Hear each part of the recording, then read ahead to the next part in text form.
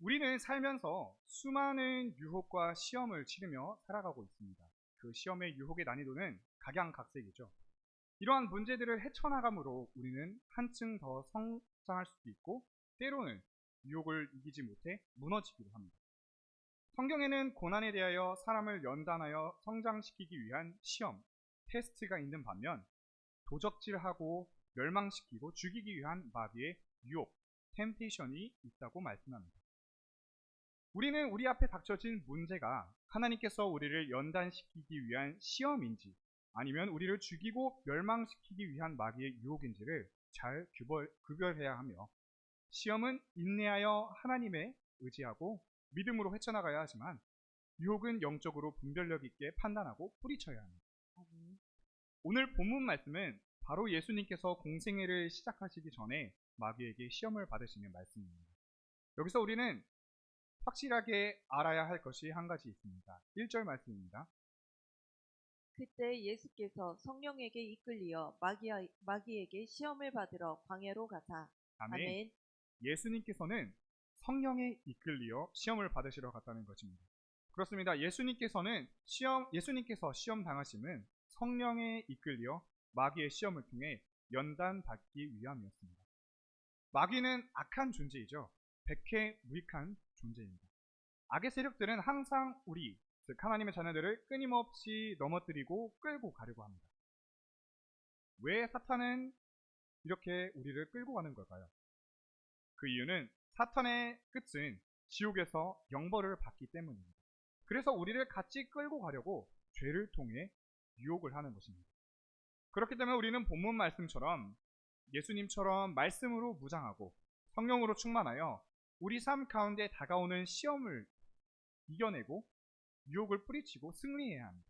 아멘. 오늘 말씀을 통해 예수님의 시험이 어떠한 시험인지 깨달아 우리의 삶에 적용하며 승리하는 한소망 성도님들 되시기를 간절히 축복합니다. 아멘. 예수님께서 받은 시험의 내용은 우리가 다 잘 알다시피 이렇습니다. 첫째, 돌들로 하여금 떡덩어리가 되게 하라. 둘째, 성전 꼭대기에서 떨어지라. 셋째, 내게 절하면 천하 만국을 주리라 라는 시험입니다.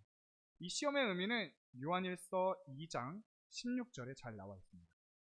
이는 세상에 있는 모든 것이 육신의 정욕과 안목의 정욕과 이생의 자랑이니 다 아버지께로부터 온 것이 아니요 세상으로부터 온 것이라. 아멘. 아멘. 그렇습니다. 예수님께서 가장 먼저 받으신 시험은 육신의 정욕에 관한 시험이었습니다. 이어서 2절과 4절을 보겠습니다. 40일 밤낮으로 금식하신 후에 줄이신지라. 예수께서 대답하여 이르시되 기록되었으되 사람이 떡으로만 살 것이 아니요 하나님의 입으로 나오는 모든 말씀으로 살 것이라. 아멘. 아멘. 예수님께서는 시험을 받으시기 전에 이미 40일 동안 금식 기도를 하신 상태였습니다. 금식 기도를 해보신 분들께서는 아시죠? 금식 기도가 얼마나 힘들고 고단한 일인가. 일주일도 아니고 장장 40일을 굶으신 예수님께서는 이미 육적으로나 심적으로 매우 지치신 상태였습니다. 그런데 정말 말도 안 되는 타이밍에 성령께 이끌려 광야로 가서 마귀에게 시험을 받습니다. 심지어 그 첫 번째 시험이 먹을 것에 관한 시험입니다.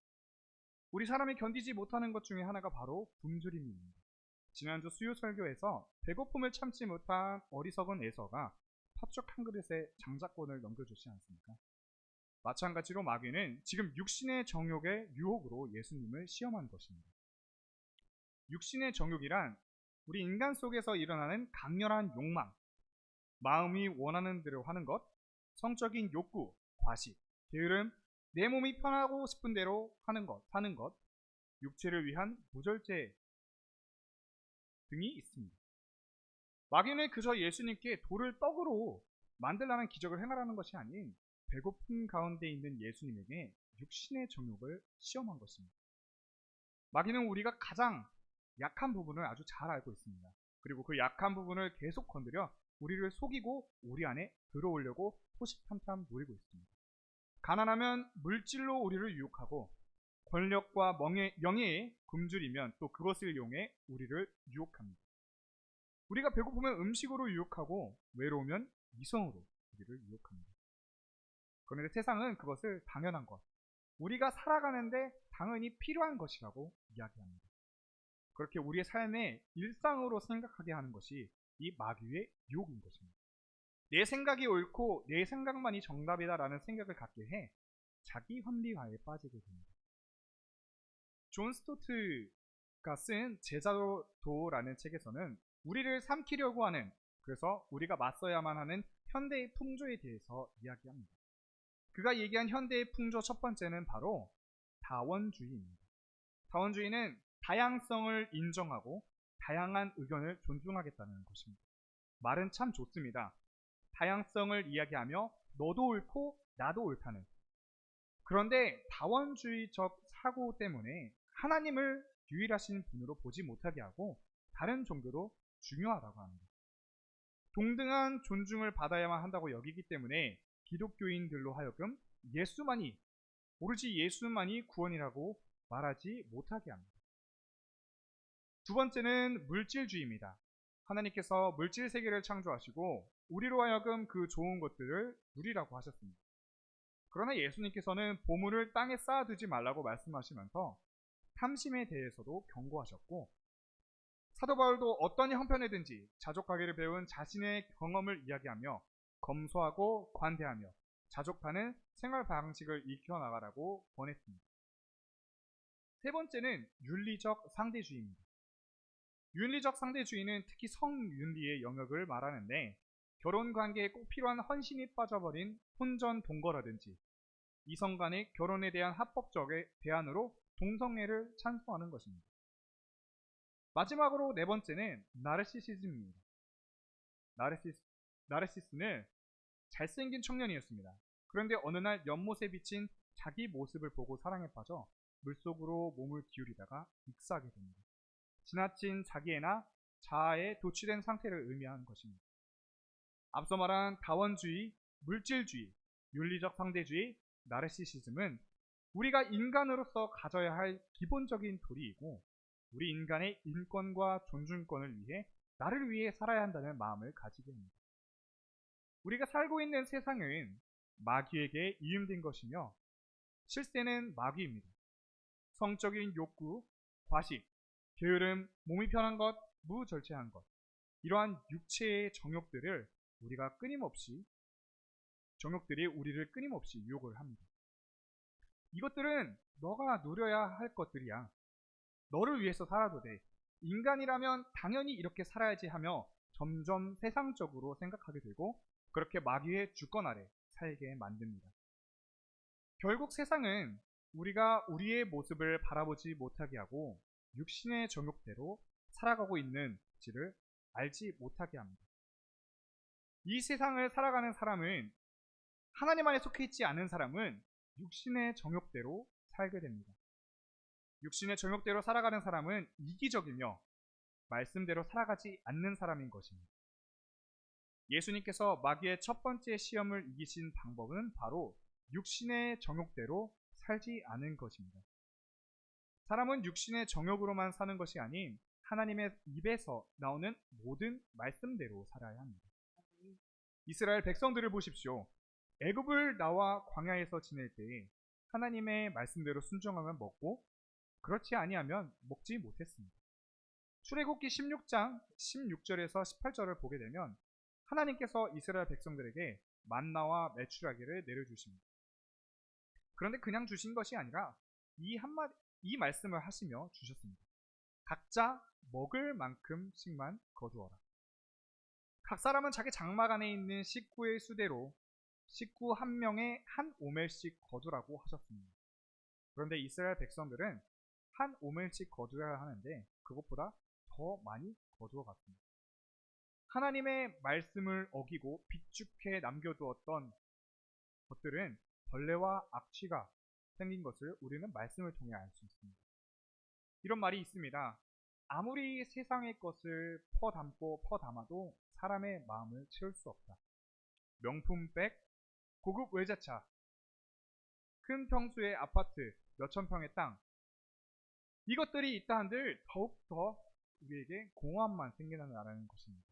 그 이유는 사람은 하나님께서 만드셨기 때문에 오로지 하나님께서만 채울 수 있다는 것입니다.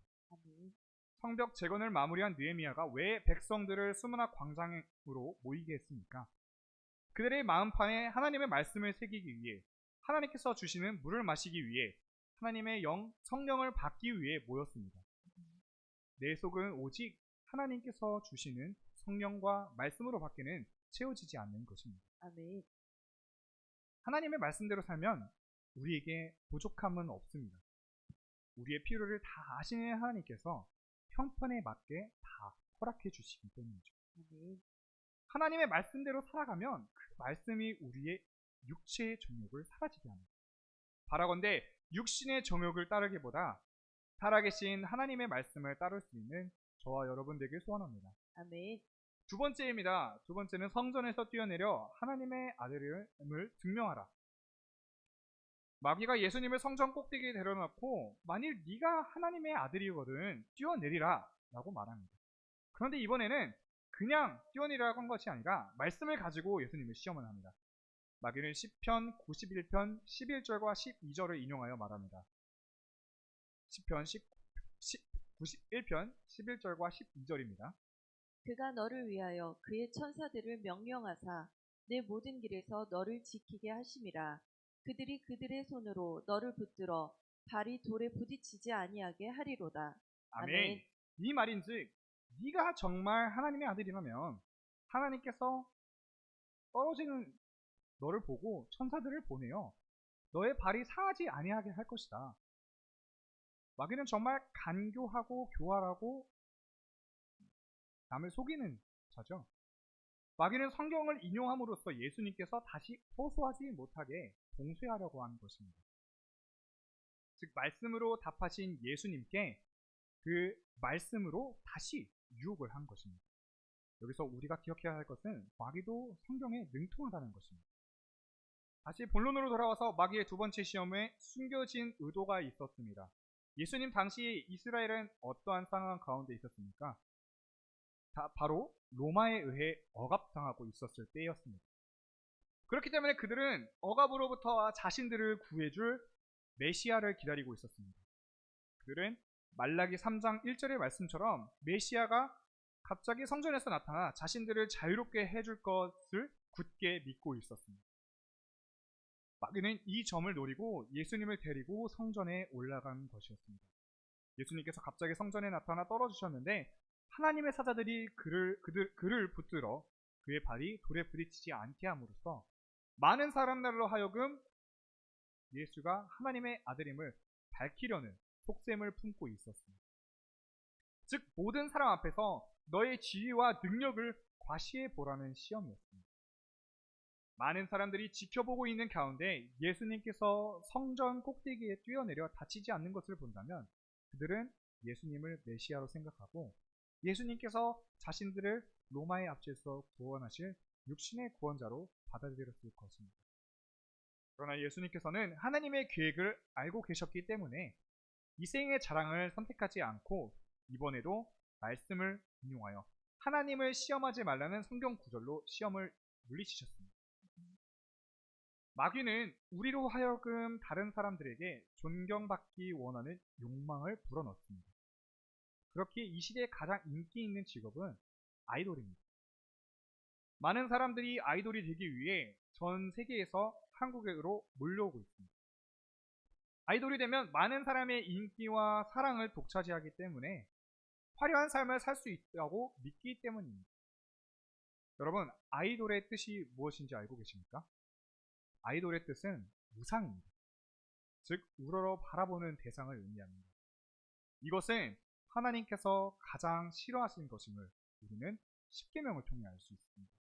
십계명 제1계명과 제2계명에 보면 너는 나 외에 다른 신을 내게 두지 말라. 너를 위하여 새긴 우상을 만들지 말고 그것들에게 절하지 말며 섬기지 말라라고 하십니다. 그러나 많은 사람들이 이것을 무시하고 자신이 아이돌이 누군가의 우상이 되려고 부단히 노력을 합니다. 마귀는 이처럼 세상적으로 성공한 삶이 우리가 누려야 될 삶이라고 우리를 부추깁니다. 이생의 자랑은 허영심과 오만하게 자기의 능력을 남들 앞에서 으스대고 싶은 과시욕에 허세에 빠진 것을 말하는데 그것이 내 지위와 내 위치를 나타내기 때문에 그렇게 살아야 된다고 유혹을 합니다. 하와가 선악과를 따먹은 이유가 하나님과 같이 되어 선악을 알게 될 것이라는 뱀의 유혹에 넘어져 저지른 죄이지 않습니까? 그로부터 시작된 원죄가 지금까지 우리에게 유전되어 우리가 하나님 앞에 나아가지 못하고 있습니다. 하나님과 같이 되는 것은 더 높아지고자 하는 마음입니다. 바벨탑을 쌓은 이유 역시 자신들이 세상의 꼭대기에서 자신들의 이름을 널리 알리고 흩어짐을 면하기 위함이었습니다. 이는 하나님의 영광 대신 자기의 영광을 위해 살겠다라는 아주 이기적인 생각이었습니다. 즉 이생의 자랑이었던 것이죠. 그렇게 바벨론의 끝은 그들이 원했던 흩어짐을 면한 것이 아니라 오히려 더 흩어질, 즉 사막이 된 것입니다.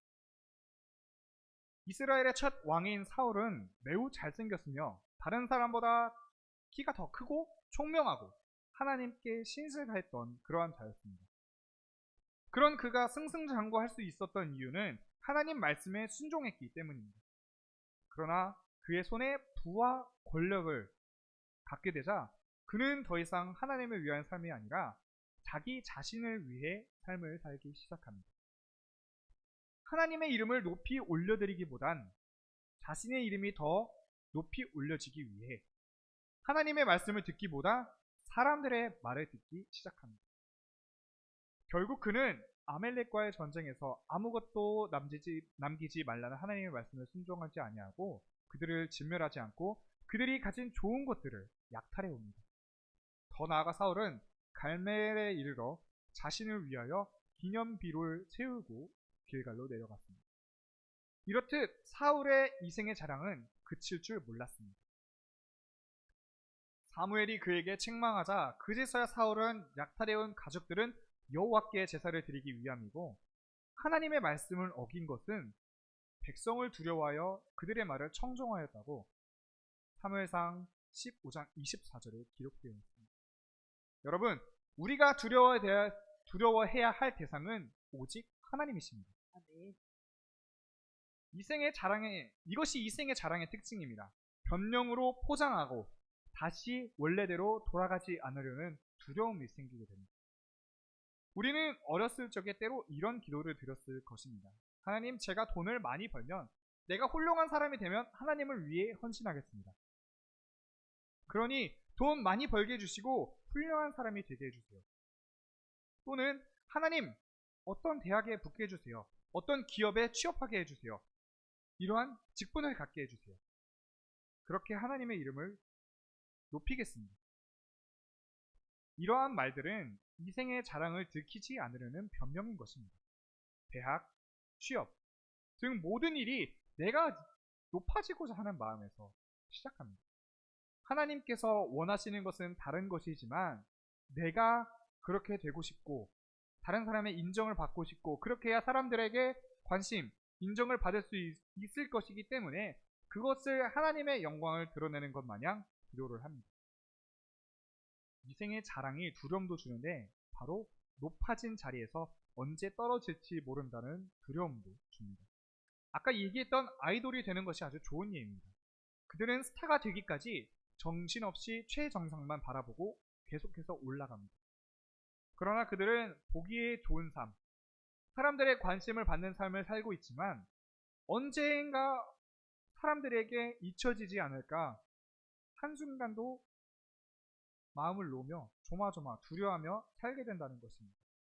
많은 청년들이 취직을 준비하며 더 많은 월급, 대기업에 들어가기 위해 부단히 노력합니다. 그런데 그들은 결국 높아져 버린 눈만큼 중소기업이나 그 밑에 있는 성에 차지 않아 결국 취업조차 하지 못하게 된 케이스들이 많다고 합니다. 이러한 이생의 자랑의 끝은 결국 바벨론처럼 사망입니다. 하나님께서는 사울을 이스라엘의 왕으로 삼으신 것에 대해 후회하셨으며 그를 버렸다고 성경은 기록합니다. 요한일서 2장 17절에 보게 되면 이 세상도 그 정욕도 지나가되 오직 하나님의 뜻을 행하는 자는 영원히 거하느니라. 아멘.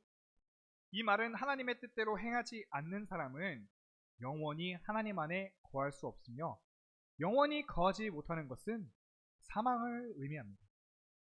사랑하는 한소망 성도 여러분, 이 생의 자랑을 멈추고 오직 하나님만을 자랑하는 저와 여러분 되길 소망합니다. 아멘.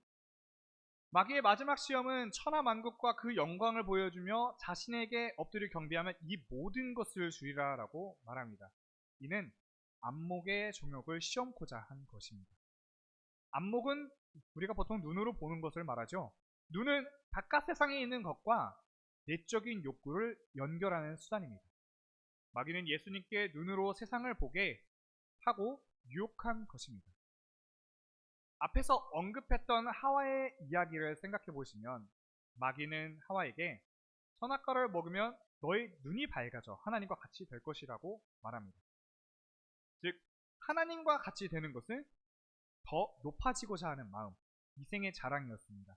그런데 그 후 창세기 3장 6절 말씀을 보면 여자가 그 나무를 본즉 먹음직도 하고 보암직도 하고 지혜롭게 할 만큼 탐스럽기도 한 나무인지라. 여자가 그 열매를 따먹고 자기와 함께 있는 남편에게도 주매 그도 먹은지라. 아멘. 아멘. 뱀이 유혹한 순간 안목의 정욕이 하와의 마음에 들어왔습니다. 그래서 결국 그것을 먹고 싶은 정욕이 올라왔습니다. 이렇듯 안목의 정욕도 죄를 짓게 만듭니다. 눈을 통해 보이는 것을 집중함으로써 죄를 따라 움직이게 만들고 우리를 자극시킵니다. 성경에 나오는 죄를 지은 많은 인물들을 보면 안목의 죄로부터 시작하는 경우가 많습니다. 하와가 선악과를 먹을 때도, 다윗이 밧세바를 범할 때도, 나시린이었던 삼손이 블레셋 여인에게 마음을 빼앗길 때도 보았다라는 단어가 나옵니다. 내 눈에 좋아 보이는 것들을 가지고자 하는 마음, 그 마음을 따라 움직이는 나의 정욕들을 멀리해야 합니다. 정욕은 우리의 눈과 마음을 가리게 합니다. 다윗과 삼손도 자신이 하지 말아야 할 행동이라는 것을 알고 있었으나 안목의 정욕으로 인해 눈이 멀었고 귀를 닫아버린 것입니다. 이러한 안목의 정욕은 결국 육신의 정욕과 이생의 자랑까지도 이어지게 됩니다. 보기 때문에 먹고 싶고 보기 때문에 자랑하고 싶어지는 것이죠. 그러기에 히브리서 12장 2절 말씀처럼 우리는 믿음의 주요 또 온전하게 하시는 이인 예수님만을 바라보아야 합니다. 아멘. 세상에서 눈을 돌려 하나님을 바라보아야 합니다. 아멘. 때로 우리는 하나님께서 우리의 눈에 보이시지 않기 때문에 하나님을 바라보기보단 우리 눈에 보이는 세상의 것들을 좇으려고 합니다. 그러나 우리 믿는 자들이 봐야 할 것은 세상 사람들과 마귀가 보지 못하는 것들을 바라보며 살아가야 합니다. 예수님께서는 신명기 6장 13절의 말씀인 주 너의 하나님께 경배하고 다만 그를 섬기라 라는 말씀을 가지고 마귀의 시험을 물리치셨습니다. 이는 우리가 세상의 눈을 돌리지 않고 오직 하나님만을 바라봐야 함을 말합니다. 하나님만 경배하고 하나님만 섬기기 위해서는 우리는 믿음의 눈으로 하나님을 바라보아야 합니다. 아멘. 믿음의 눈으로 바라볼 때에 비로소 보이지 않던 하나님이 보이고 믿어지길 마귀의 시험을 넉넉히 이기며 안목의 정욕에서 나올 수 있는 것입니다. 아멘. 우리도 삶을 살다가 보면은 예수님께서 받으셨던 시험을 똑같이 받을 수 있습니다. 그리고 그 시험을 이기기 위해서는 먼저 세 가지를 돌아봐야 할 것입니다. 첫째, 과거에 내가 하나님과 함께하고 있었는지를 확인해 봐야 합니다. 과거에 하나님이 아닌 육신의 정욕, 안목의 정욕, 이생의 자랑과 함께하고 있었는지 살펴봐야 합니다. 이 세 개 중에 걸림돌이 되는 것이 있다면 과거에 내가 하나님과 함께하지 못하고 있었음을 알 수 있습니다. 둘째, 현재 내가 하나님과 함께하고 있는지를 확인해 봐야 합니다. 앞서 과거에 걸림돌이 된 것이 있다면 하나님과 함께하지 못함을 인지하고 회개해야 합니다. 하나님 앞에 나아가야 합니다. 주님, 내가 주님 곁을 떠나 세상의 것을 좇으며 살고 있었습니다. 이 시간 나의 죄를 용서해 주시고 내가 다시 주님만을 바라보며 주님만을 따르는 삶을 살게 해달라고 간절히 간구해야 합니다. 셋째, 미래에 내가 하나님과 함께 하고자 하는 계획이 있는지를 확인해 봐야 합니다.